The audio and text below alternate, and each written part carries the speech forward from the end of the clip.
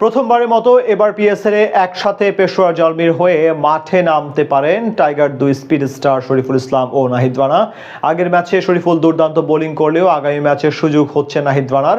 তাদের সাথে বাবর আজমের সঙ্গে ওপেনিং পজিশনে চমক হিসেবে থাকতে পারেন তানজিদ তামিম। তিন বাংলাদেশিকে নিয়ে শক্তিশালী হায়দ্রাবাদ কিংসম্যানের বিপক্ষে তবে কেমন একাদশ সাজাতে পারে পেশোয়ার জালমি, সেটা নিয়ে বিস্তারিত রিপোর্টে।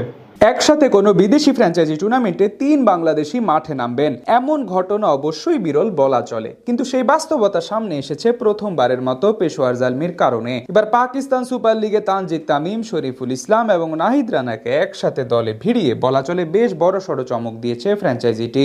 এবার আগামী ম্যাচে দুই পেসার একসাথে জুটি বেঁধে মাঠে নামতে পারেন শক্তিশালী হায়দ্রাবাদ কিংসম্যানের বিপক্ষে। এমনকি তানজিদ তামিমেরও বেশ ভালো সম্ভাবনা রয়েছে বাবর আজমের সঙ্গে ওপেনিংয়ে নামার। প্রথম ম্যাচে পেশোয়ারের একাদশে সুযোগ পেয়েছিলেন শরীফুল ইসলাম। সেখানে নতুন বলে দলের আস্থার 16 আনা প্রতিদান দিয়েছেন এই পেসার। ওপেনিং স্পেলে নিয়ন্ত্রিত বোলিং এর পাশাপাশি একাদশে বাকি বোলারদের তুলনায় ছিলেন উজ্জ্বল। সেখান থেকে দ্বিতীয় ম্যাচেও তার একাদশে থাকা বলা চলে এক প্রকার নিশ্চিত। সেই ম্যাচে 4 ওভারে কোনো উইকেটের দেখা না পেলেও ইকোনমিক রেট রেখেছেন 8-এর নিচে। সেখান থেকে শরীফুল ইসলামকে বিবেচনা করেই একাদশ সাজাবে ফ্র্যাঞ্চাইজিটি। এদিকে শরীফুল প্রথম ম্যাচের একাদশে থাকলেও উপেক্ষিত ছিলেন নাহিদ রানা। তার বদলে খেলানো হয় অজি পেসার অ্যারন হার্ডিকে, যিনি কিনা রান খরচ করেছেন দুহাত খুলে। পুরো ম্যাচে সবচেয়ে বেশি খরচে ছিলেন তিনি। এমনকি ব্যাট হাতেও আহামরি কিছুই করতে পারেননি হার্ডি। একই অবস্থা আরেক তরুণ পেসার আলী রাজার। 3 ওভার বল করে জোড়া উইকেট পেলেও রান ব্যয় করেছেন ওভার প্রতি 14 করে। অর্থাৎ এই দুজনের একজন বাদ পড়তে পারে আগামী ম্যাচের একাদশ থেকে।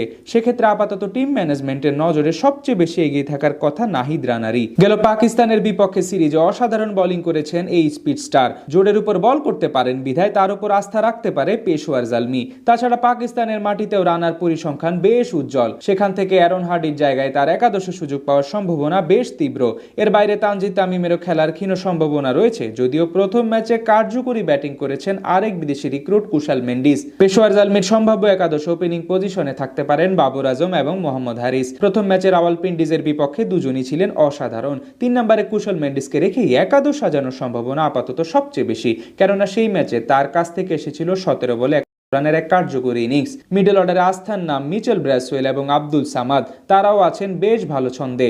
পাশাপাশি স্পিন বোলিং অপশনেও ভরসার পাত্র ব্রেসওয়েল। তাদের সাথে শেষ দিকে ঝড় তোলার পাশাপাশি বল হাতে সহভূমিকা রাখতে প্রস্তুত আমির জামাল। পেস বোলিং ইউনিটে দুই টাইগার পেসার নাহিদ রানা এবং শরীফুল ইসলাম থাকলে তাদের ঘিরেই সব পরিকল্পনা সাজাবে ফ্র্যাঞ্চাইজিটি। সেখান থেকে দুজনের কাছেই প্রমাণ করার দারুণ এক সুযোগ আসছে হায়দ্রাবাদের সাথে ম্যাচটি। এখন পর্যন্ত 2 ম্যাচে 1 জয় এবং 1 ড্র নিয়ে পয়েন্ট টেবিলের 5 নম্বরে আছে পেশোয়ার জালমি।